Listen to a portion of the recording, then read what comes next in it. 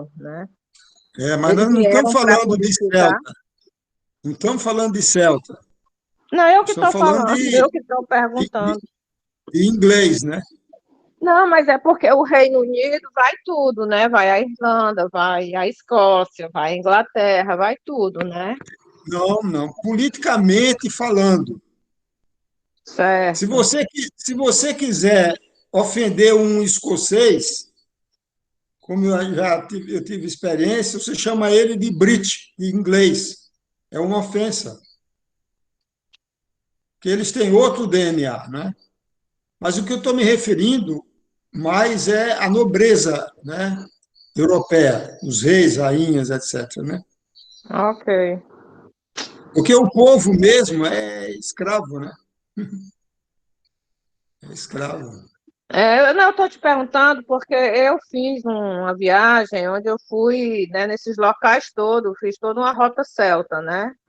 Uhum. Assim, a gente entrou pela Inglaterra e foi até a Escócia, e foi muito interessante, e muito místico, né? E muito, É. né? Aí eu fico assim, né? Porque a rainha realmente é algo de uma grande interrogação, né? E esses nobres europeus mesmo. Pois tá, Eduardo, É. obrigada. Tá bom. Ok. Então, está gravando já. Então, vamos começar a nossa apresentação. Tela inteira. Compartilhar.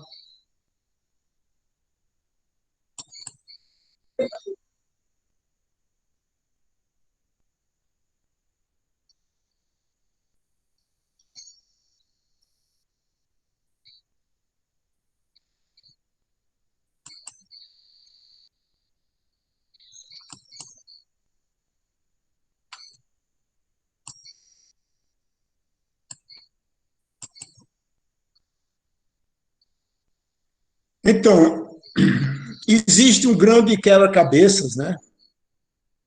E nós vamos trabalhar para ir juntando as peças, né? Então, é muito importante você pesquisar, né? Pesquisar no Google, meditar, né? Para ir chegando às intuições, né? Então, aqui tem essa simbologia muito interessante, né? Da Terra como um grande quebra-cabeças que está montado já, né? Então, é aquela imagem que a gente já conhece. Só que, quando você vai analisando, isso é como se tivesse todo desmanchado, né? Então a gente precisa ir juntando as peças, né? O que eu estou mostrando aqui já é tudo conhecido, mas são coisas muito poderosas, né? Então isso aqui é do Templo de Delfos na Grécia Antiga. Ó ser humano, conhece a ti mesmo e conhecereis o universo e os deuses, né? Essa expressão, ela é verdadeira, porque nós vivemos em um holograma, né? Tudo é holográfico, que está embaixo como que está em cima, que está em cima é como está embaixo. Então, se você conhece uma parte, você conhece o todo. E a gente vai aprofundando isso aqui, isso vai ficando mais claro, né? Jesus, famoso, colocou essa: busqueis a verdade, e a verdade vos libertará, né? Libertará de quê, né? Libertará da ignorância, é como tem no Vedas, né? Bhagavad Gita, que é o maior pecado do ser humano é a ignorância, né? Então, quando a gente vai buscando a verdade, ela vai nos libertando das nossas crenças, daquelas coisas todas, né? E isso é um processo, né? A vida é um processo, né? E a pessoa tem que ter determinação, força de vontade, resiliência, né? Cai, levanta. Então, e ela é infinita, né? Esse mês, completo 71 anos. Eu comecei nessa jornada aos 35 anos, quer dizer, estou ainda engateando, né?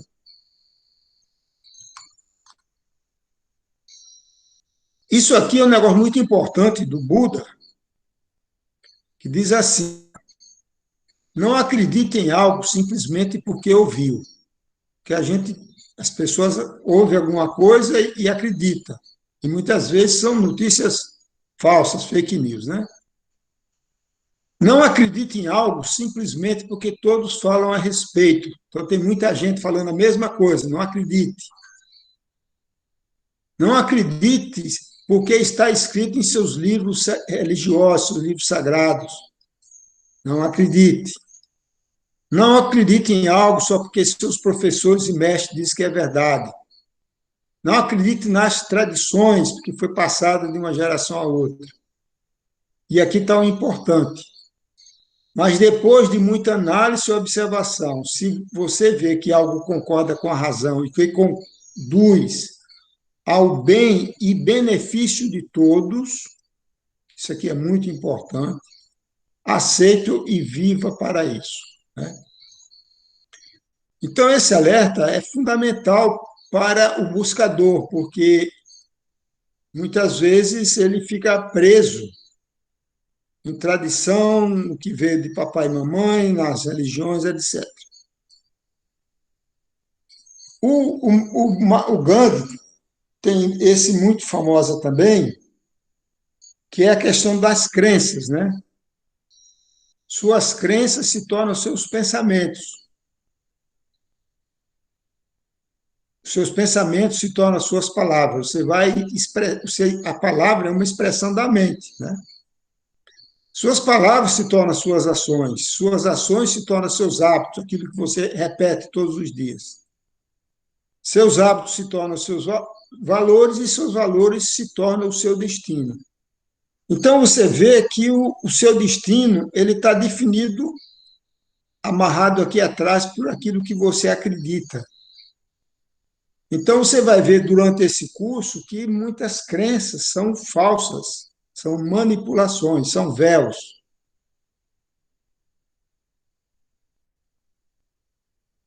Essa frase aqui é do Schrader, né, um cara conhecido, um dos pais da física quântica, que diz assim: o mundo observado é apenas uma aparência. Na realidade, nem existe. Né? Então, os Vedas, que é a tradição hindu, né, ilustrou isso. Isso aqui é para salientar uma coisa já muito conhecida, que é o famoso mito da caverna de Platão. Então, como é o mito da caverna? Tem aqui a caverna, que estão as pessoas ó, na frente sentados aqui placidamente, tá vendo? Como se fosse assistindo uma televisão, tá vendo? E aqui tem os manipuladores, tá vendo? Que são passando com imagens, né? Você vê aqui o homem com o cavalo, o pássaro, etc. E um fogo, ó, como fosse uma projeção, tá vendo? Então, isso aqui é uma projeção. Então, as pessoas acreditam que essa é a realidade, né? Então, a maioria da humanidade ela vive como se estivesse dentro de uma caverna de Platão, dentro de uma Matrix. Né? O filme Matrix revela isso. E aí tem algumas pessoas que saem da caverna, né? E vê a realidade, tá vendo? Maravilhosa. Só que no mito da caverna, eles voltam e dizem: olha, isso aqui é uma ilusão, a realidade está lá fora. E eles são mortos, né? Então, o que nós estamos fazendo aqui é algo semelhante a esse, né? São as pessoas que estão saindo do mundo da dualidade, né? Da ilusão, da matéria, e procurando ajudar outras pessoas que querem ser ajudadas. Isso é muito importante, né? As pessoas perguntam por que os pleiadianos, os sirianos e os seres de luz simplesmente ajudam toda a humanidade. Porque não pode. Nós ainda estamos num planeta e uma humanidade vivendo sob o regime de livre-arbítrio. Então, tem que ser respeitado o livre-arbítrio. O nosso eu superior, que é o nosso anjo da guarda, na quinta dimensão, ele respeita o nosso livre-arbítrio, né? Então, tem aquelas parábolas de Jesus que diz assim: batei na porta, que a porta se abrirá, busqueis e achareis, pergunteis e será respondido. É para dizer isso, o seu livre-arbítrio é respeitado. Se você bate na porta, se você chama, o mestre aparece, né? Quando o discípulo está pronto, o mestre aparece. O mestre é o eu superior, né? Então, é importante que a gente tenha essa percepção abrangente para que a gente faça nossas próprias autoanálises e veja onde é que a gente precisa evoluir, né? Você observa aqui, tem alguns símbolos, né? De muitas religiões e muitos sistemas de crenças, né? Então, aqui nós temos o cristianismo, o judaísmo, o hinduísmo, o islamismo. Isso aqui vem lá dos celtas, a cruz celta, né? Taoísmo, brahmanismo, vai por aí afora, né? Então, você vê que todas elas são ancoradas no poder de um símbolo, né? De um arquétipo. Então, quando um padre ele está fazendo desobsessão, né? Por exemplo, afastando uma entidade espiritual, ele usa a cruz, né? Se é um rabino, ele usa a estrela de Davi e vai por aí afora, né? Existe uma grande diferença entre religião e espiritualidade, né? O que nós somos espirituais, buscadores espirituais, né? Porque a crença, a religião, todas elas, né? Umas mais, outras menos, algumas são fundamentais, elas estão baseadas em crenças, em dogmas, em doutrinas, né? A pessoa que é espiritual, ele é um buscador da verdade, ele busca a verdade, né? Ele é um livre pensador. Enquanto a pessoa segue uma religião, ele está preso, né? Ele é um prisioneiro da crença. Toda religião tem uma instituição, né? Ela é coletiva. Tem um líder, o chefe, o capitão, né? Que é quem orienta o rebanho, né? Tanto é que ele é chamado de pastor, quer dizer, tem as ovelhas, né? Que o seguem cegamente, né? A espiritualidade já é algo individual e tem uma experiência empírica. Isso aqui é muito importante, né? É uma experiência real que a pessoa teve. Porque raramente a pessoa que segue uma religião, ele tem uma experiência mística, né? O orgasmo cósmico, como se chama. Ele não, ele segue a Bíblia, fica lendo, vai para a missa, vai para aquilo, né? Então, existe uma grande diferença, né? Então, a pessoa espiritual, ele acaba recebendo um presente. Depois eu posso falar das minhas experiências, né? Que é uma experiência transformadora, né? Você entrar em contato com a sua essência divina, o seu superior, conexão com os seres de luz, né? Então, são experiências que a ciência não explica, né?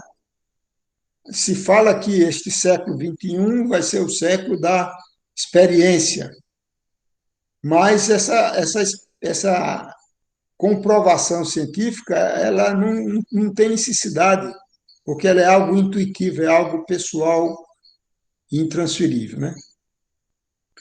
Outra característica da religião é que ele é sectária, né? O sectarismo, ele acha que ele está certo, só ele se salva. Então, ele tem que ter os eles, né? Nós contra o eles.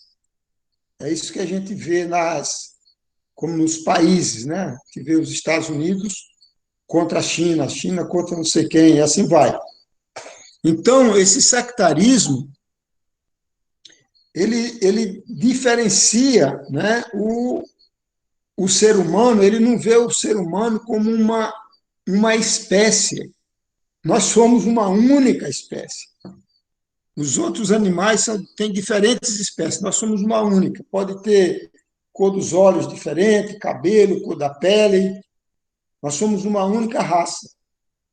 Então, nessa nova era, que é uma transição planetária, nós vamos chegar num plano de unidade, né? Onde a gente vai enxergar todos como irmãos e irmãs, né? Sem separação de gênero, sem nada. Na religião, sempre tem o conceito de punição e recompensa, né? Então, você vê a pessoa tem medo da morte, de ser punido por Deus. Deus pune, né? Então, as pessoas que são fundamentalistas, seja eles católicos ou evangélicos, eles dizem assim: eu sou temente a Deus, tenho medo do, da punição de Deus, né? E Deus não pune, né? É a humanidade, as pessoas que se punem de forma individual e de forma coletiva pelas suas ações, né? E na espiritualidade é a ação correta, né? Então a pessoa sabe que o que ela tem que procurar é a ação correta, que ela é responsável pela sua própria evolução, é a lei do karma. Ainda nós estamos na lei do karma. Na religião, ela é dual, né? Um estado de dualidade, de separação. Ele não consegue enxergar a unidade, ele não consegue enxergar o todo, né?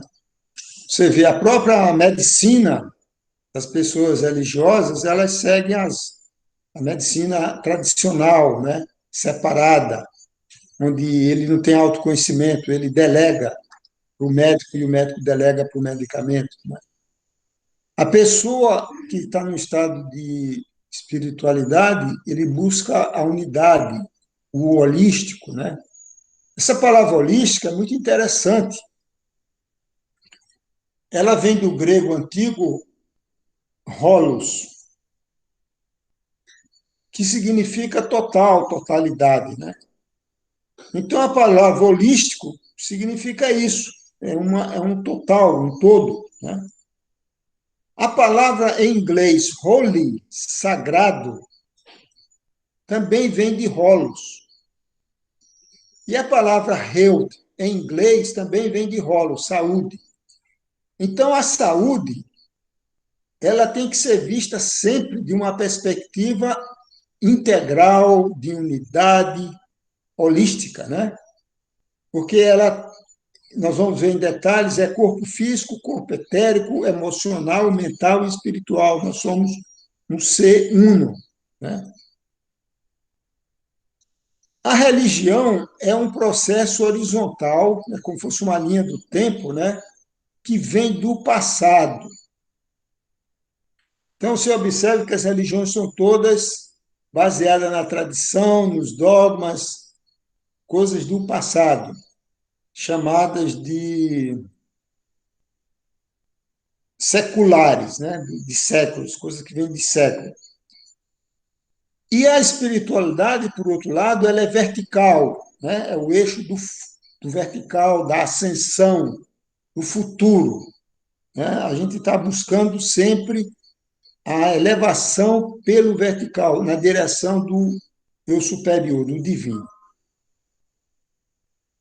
Do lado da religião, tem sempre a figura autoritária, do autoridade. E você vê que essa autoridade, no mundo ocidental, judaico-cristão, é toda no patriarcado, né? É o padre, é o pastor, é o rabino, né? É diferente já, por exemplo, do hinduísmo, do budismo, que nós temos os dois gêneros, né? E a mulher, principalmente, tem muito mais sensibilidade do que o homem. E a lealdade, né? Que é outra coisa atrasada, coisa de nacionalismo, patriotismo, né? Coisa de sectarismo, né? Tem que ser leal. O espiritualista, ele é um livre pensador e agir, ele pensa e ele age, né? Ele manifesta aquela mensagem lá do Buda, né? Fala muito sobre isso. A religião é algo estática, parada, né? Ela não se move, né? Ela é cristalizada. Você vê, como exemplo prático, né? O Leonardo da Vinci, que foi condenado, que ele disse que o céu, que o Sol era o centro do sistema solar e não a Terra. Isso foi no século XVI, no ano 1500. A igreja só foi reconhecer, tirar a, a excomunhão do Leonardo da Vinci em 1989, 400 anos depois. Você vê algo estático, né? A reencarnação é lei da natureza, não tem o que discutir. Até hoje a igreja não aceita a reencarnação, né?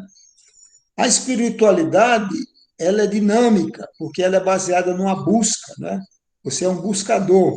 Você nunca vai dizer, eu sou o dono da verdade. Não, seremos eternos buscadores, por mais alma velha. O que é a alma velha? A alma velha é uma alma que, como o próprio nome diz, né, já vem numa busca de muitas encarnações, né? E enquanto a gente não transcender essa dualidade, a gente continua no processo de reencarnação aqui por algum tempo. Opa! É Galileu. Galileu Galilei. Bom, o, a religião é exterior, não é? Tudo coisas externas, e muito voltada ao eu inferior, ao ego, né? A espiritualidade, por outro lado, é o contrário. Você não adianta procurar Deus fora, né? Que está dentro. É você que se encontra a sua essência, né? Eu lembrei agora de uma.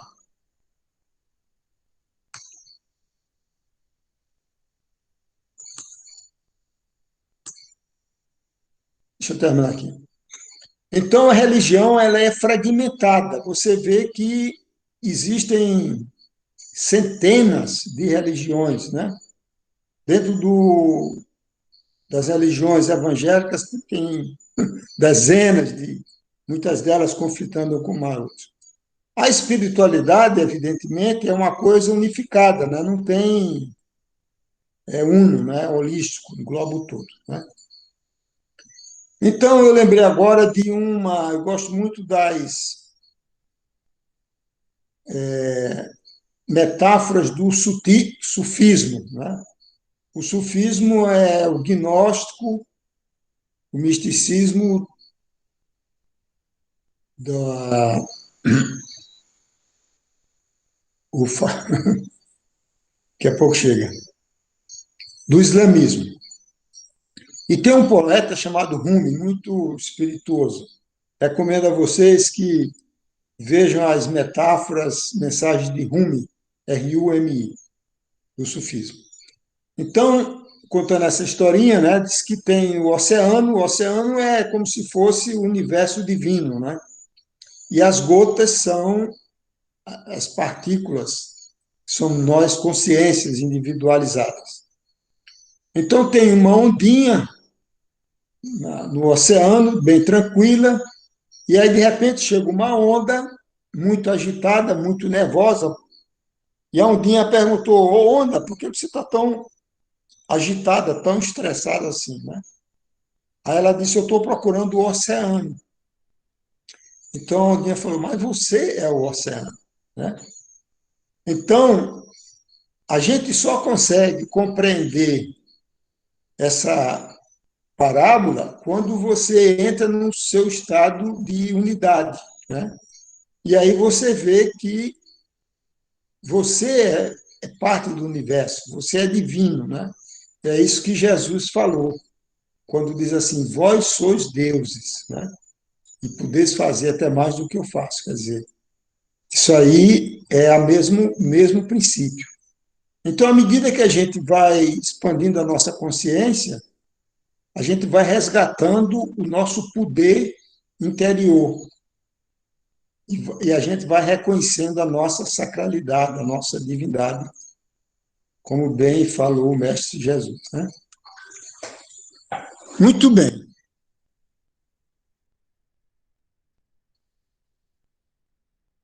Então, falando de misticismo, né? O misticismo significa o iniciado, né, dos mistérios espirituais, né?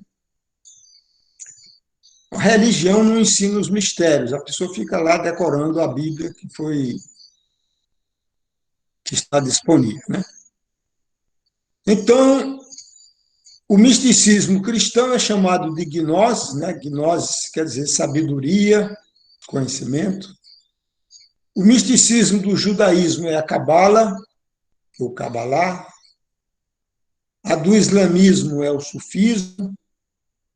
E existem outras escolas místicas, né, como o hermetismo, do Hermes Trismegisto, que a gente vai ver adiante um pouco mais, a teosofia, né, trazida pela Madame Blavatsky, e alguns ramos da Rosa Cruz, né?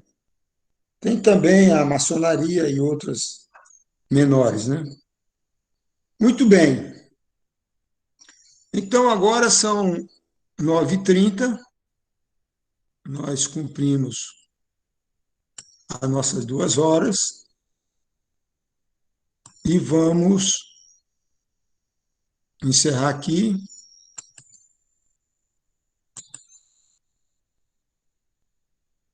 Sair da tela de novo.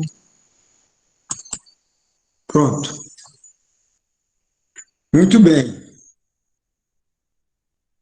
Vou encerrar a gravação, porque agora vai para de perguntas. Interromper a gravação. Será salvo no Google Drive.